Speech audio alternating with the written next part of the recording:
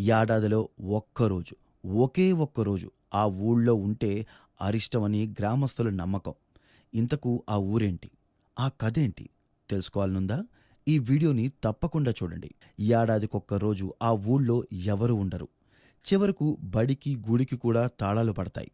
అనంతపురం జిల్లా తాడిపత్రి మండలం తలారి చెరువు అనే గ్రామంలో ఒక వింత ఆచారం ఉంది. పూర్వం వందల సంవత్సరాల క్రితం తలారి చెరువు గ్రామంలో పండిన పంటలు దొంగలించడానికి వచ్చిన ఒక బ్రాహ్మణ్ణి గ్రామస్తులు కొట్టి చంపారట. చనిపోయిన ఆ బ్రాహ్మణ్ణి శాపం కారణంగా గ్రామంలో కరువు కాటకాలు, పోలియో తాండవం చేశాయట.